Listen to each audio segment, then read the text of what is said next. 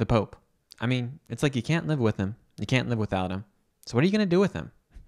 I mean, I've spent the last few years trying to dig through the deepest questions of church history, which has inevitably led me to perhaps one of the thorniest questions of all.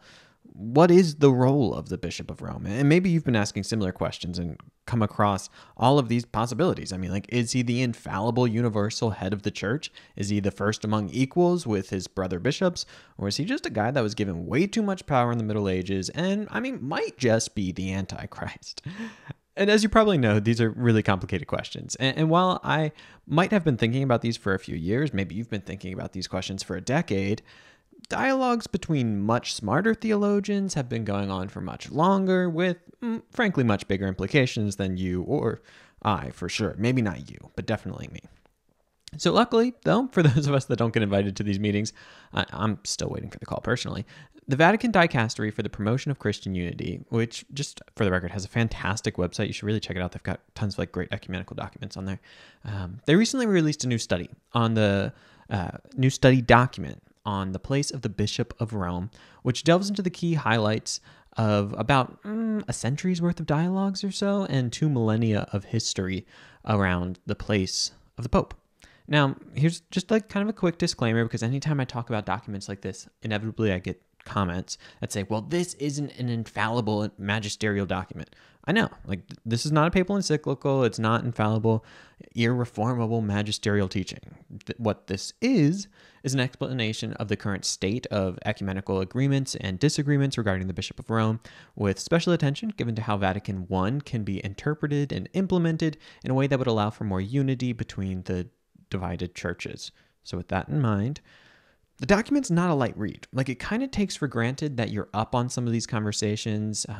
It throws in some Latin, talks about ut unum sint, speaking of Latin, quite a bit, which is Pope John Paul II's famous teaching on kind of that, where we get the idea that the church has to breathe with both lungs. So how do we unite the East and the West? It's complicated. It's in the weeds, and attempting to summarize it in a 10-minute video or so, it's beyond my capabilities. It would be very ambitious, so that's not what you're going to get here. But what I want to do is share just a few of my key takeaways from it, throw in a couple thoughts, and maybe inspire you to give it a read. It's about 150 pages, so set aside some time to do so. Okay, so here are 3 things that I want to highlight. The first is this idea of re-reception that comes up over and over again in the document, which is just a kind of fun word and interesting idea. So basically, it's the idea that we need to take another look at Vatican I's teaching on papal infallibility in light of 3 things: the witness of the first millennia, the context and intent of the council, and the theological development since the council, especially Vatican II, but also kind of just the ecumenical dialogues that have gone on since then. So, I mean, that sounds simple, right? Easy to just go through all of that. And I told you, it's not light reading. However, the key idea here is really important. What we're seeing, I think, is a good faith approach from the Catholic Church to see if there are ways to understand the admittedly very divisive teaching of Vatican I in a way that's faithful to what the Council Fathers intended, yet aren't contingent on the concerns of the time, such as Gallicanism, which sought to assert the authority of the state over the church, and kind of other things that are going on in the late 19th century when we have Vatican I. So while the language of Vatican I can be very striking, Vatican II and subsequent ecumenical dialogues really emphasize kind of the other side of the coin. So if Vatican I is all about kind of the authority of the Pope, even kind of in isolation from the councils or the bishops, Vatican II and these dialogues, they really highlight the importance of the bishops, the real authority of bishops, and that's something that's more amenable to the Orthodox, Anglicans, and kind of the other conversation partners that the Catholics often have in these ecumenical dialogues. So I think this idea of re-reception is exciting. It will obviously have limitations, right? Unless we want to just completely rewrite Vatican I, which, tempting as that might be for Protestants and Orthodox and others, I don't think it's fair to ask the Catholic Church to rewrite a council, but I do think it's really interesting to go back and ask those important questions of what is the meaning here?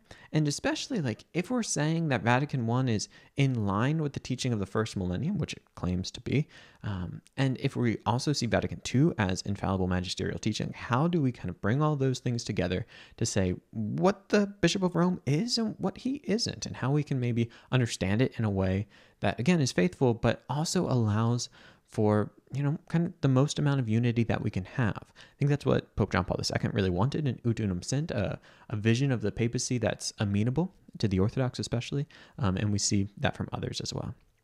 So the second thing I want to highlight from this document is this question of, is the papacy of human origin or divine origin? This comes up again and again.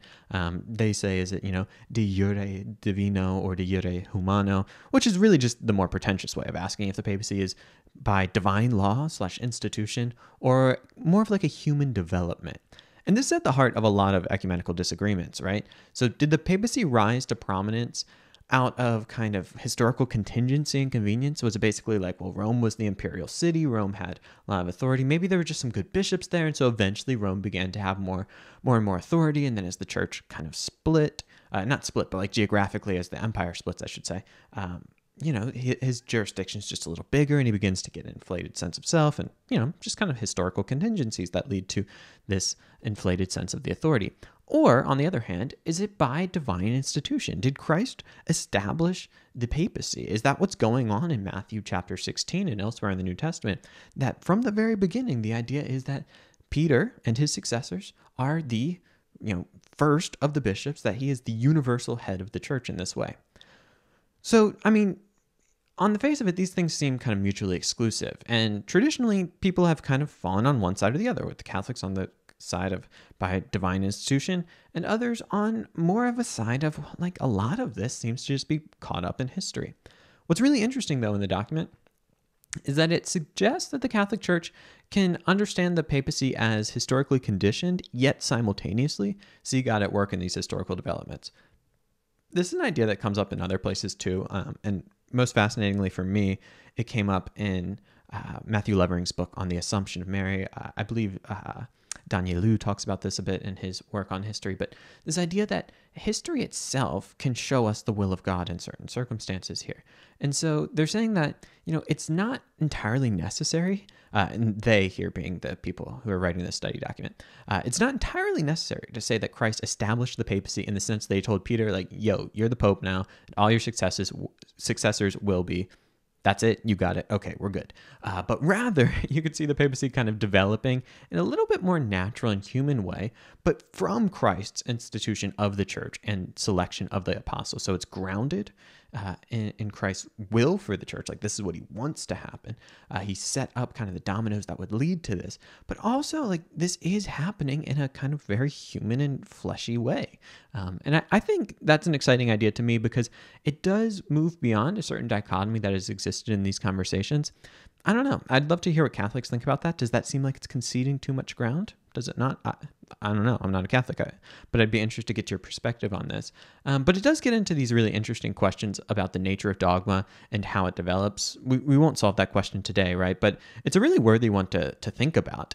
How do we think about God's ongoing work in the church, and how can history be a source of the revelation of God's will, even though we want to say that the time of like public divine revelation ended with the death of the apostles? Like, really interesting stuff here, and fascinating places for good theological, fruitful thought and conversation.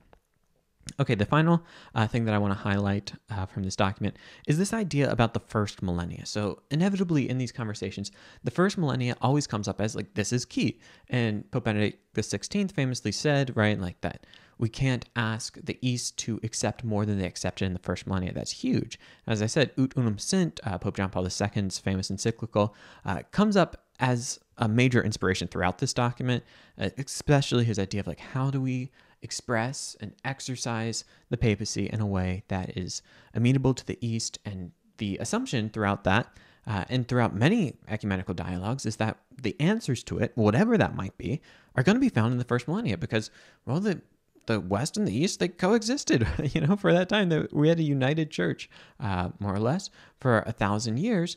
And so, in that time, there's a sense of the papacy, and so how can we recover that? Maybe that would be the answer. So The document agrees in part that the answer is going to be found in the first millennia, but only kind of. And this is where it gets really interesting. So the document agrees that the first millennia can provide great guidance on how the church remained united for so long. And the document echoes the Chieti and Ravenna documents. Again, I told you this is in the weeds, right? But those are really fascinating documents that have been put out on kind of the history of the papacy, which, big generalization, but they kind of largely argue that the East and West understood the role of the papacy differently during this time. So while both accepted the Pope's primacy, over time that meant very different things to the different groups. Again, a generalization, but in the East, this was largely considered a primacy of honor.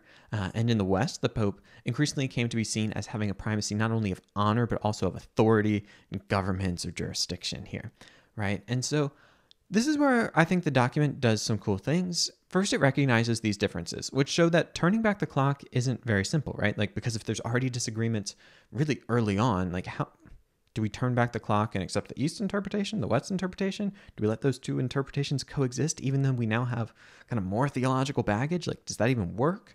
But second, it shows that the first millennia is often over-idealized. And it says this again and again in the document, which I think is important because we can often have rose-colored glasses when we're looking back at kind of these earlier times of the church. And we think if we could just turn back the clock, everything would be better.